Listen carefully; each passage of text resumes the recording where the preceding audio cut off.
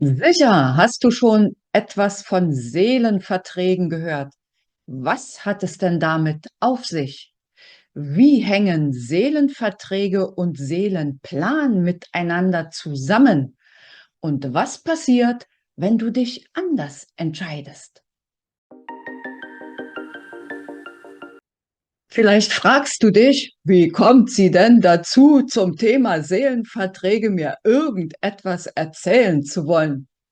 Dafür gibt es 2 Gründe. Zum einen durch meine langjährige tägliche Meditationspraxis erhalte ich permanent Inspirationen und Antworten auf meine Fragen aus der geistigen Welt.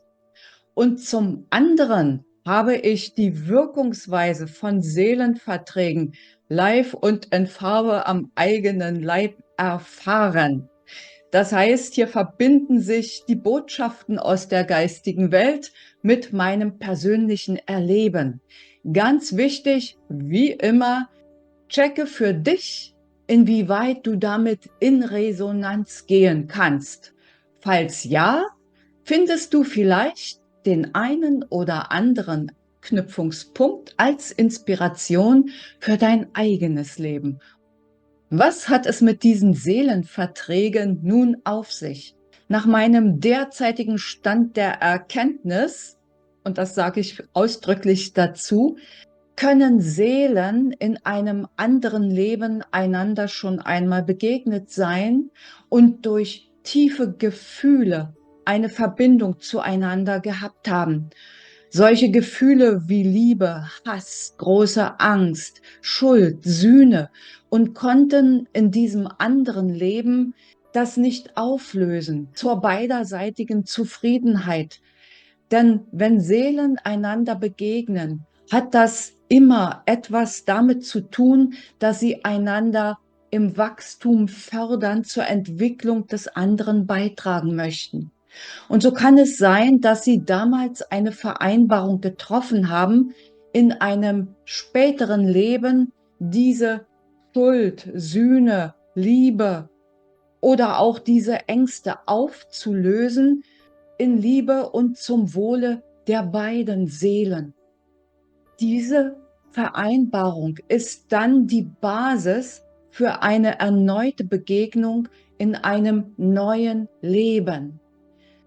Wie hängen nun Seelenverträge und Seelenplan miteinander zusammen? Bevor eine Seele inkarniert, hält sie zusammen mit ihren Seelenbegleitern, mit Gott, mit dem Universum, ihren Plan für diese kommende Inkarnation aus. Und das Universum sorgt dafür, dass alle erforderlichen Sparringspartner, so nenne ich es mal salopp, auch zur Verfügung stehen. Angenommen, in dem Seelenplan steht was darin, Familie gründen, Familie erfahren, Kinder haben, großziehen und so weiter. Dann werden die entsprechenden Seelenpartner, und aus meiner Sicht ist jeder Partner im Leben eines Menschen ein Seelenpartner, zur Verfügung stehen. Und dabei ist es ziemlich egal, ob diese Seele sich entscheidet, im Ort A oder B oder C sich anzusiedeln. Auch da wird sie ihre Präferenzen haben und auch da werden die entsprechenden Partner, in dem Falle für eine Familiengründung, da sein, vor Ort sein, damit sie diesen Teil ihres Seelenplans erfüllen kann. Und jetzt kommen die Seelenverträge ins Spiel. Wie vorhin schon erläutert, sind diese Seelenverträge häufig auf der Basis intensivster Gefühle entstanden. Und so gibt es Dinge, die in den Ausgleich gelangen wollen. Ganz häufig wird da von Karma gesprochen. Ob es nun Karma gibt oder nicht, keine Ahnung, ist auch nicht wichtig. Fakt ist, es geht um einen Ausgleich auf Seelenebene. Das Universum schickt diese Seele, sofern sie dann zeitgleich mit dir inkarniert ist, in deinen Kontext, in dein Umfeld. Ich selbst habe es mehrfach erlebt. Einmal war es so krass, dass ich einfach auch nicht dran vorbei konnte. Über den Zeitraum von 20 Jahren hinweg sind wir einander immer wieder begegnet an unterschiedlichen Orten, in unterschiedlichen Kontexten, aber ein und dieselbe inkarnierte Seele.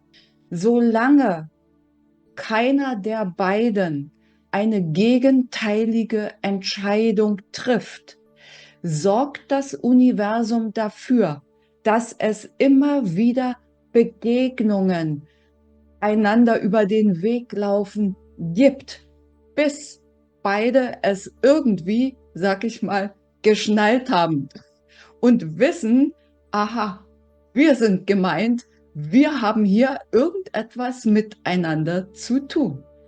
Was passiert, wenn du dich gegen solch eine Seelenvereinbarung entscheidest?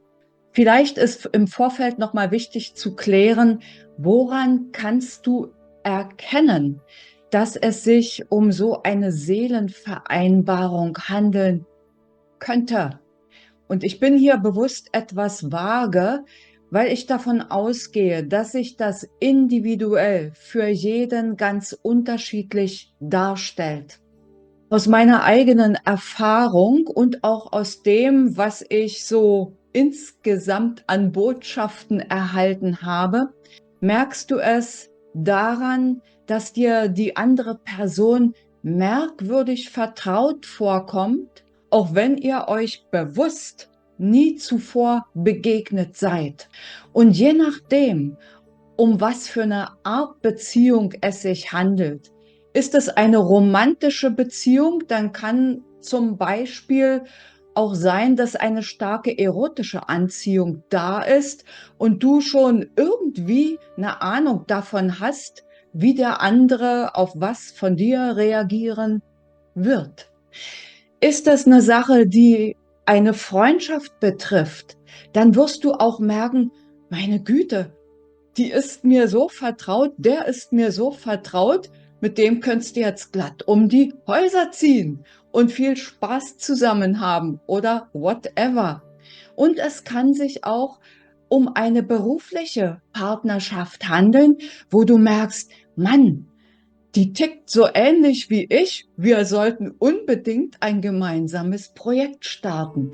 Was auch immer dir durch den Kopf da schießt, geh davon aus, dass deine Intuition dir schon die richtigen Botschaften senden wird und du merkst, ja, hier gibt es wahrscheinlich etwas für mich zu tun. Jetzt kann es natürlich passieren, auch wenn du das spürst und wenn dir dein Gefühl sagt, auch die andere Person spürt das, dass einer von euch beiden aus welchen Gründen auch immer Restriktionen hat, das Ganze nicht weiter verfolgen möchte, dann gilt es, die Sache und sei es schweren Herzens zu den Akten zu legen und auf ein neues, anderes Leben zu vertagen, zu verschieben oder auf eine andere Weise in den Ausgleich zu bringen. Der Ausgleich kann zum Beispiel schon dadurch entstehen, dass du dich entscheidest, obwohl in deinem Gefühl alles aufschreit, möchte ich mal sagen, den anderen in Liebe und Wertschätzung loszulassen. Auch das kann zu einem Ausgleich beitragen. Fakt ist eins, wenn in deinem Seelenplan ein bestimmtes, ich sag mal, berufliches Projekt zum Beispiel steht, dann wird es eine andere Seele geben, der dir vom Universum präsentiert wird, mit dem du das erfüllen kannst. Auch hier gilt es, die Zeichen zu erkennen. Und die Zeichen werden sehr deutlich sein, so dass du auch in der Lage bist, es zu erkennen. Ich hoffe, Dieses Video hat dich inspiriert, dein eigenes Leben einfach mal genauer unter die Lupe zu nehmen und mögliche Seelenverträge und sei es im Nachgang zu verifizieren, zu erkennen oder aber einfach auch loszulassen. In diesem Sinne wünsche ich dir eine gute Zeit, eine gute, erfolgreiche Entdeckungsreise zu deinem seelischen, tief in dich hineinschauen und sage bis zum nächsten Video oder Podcast erstmal Tschüss.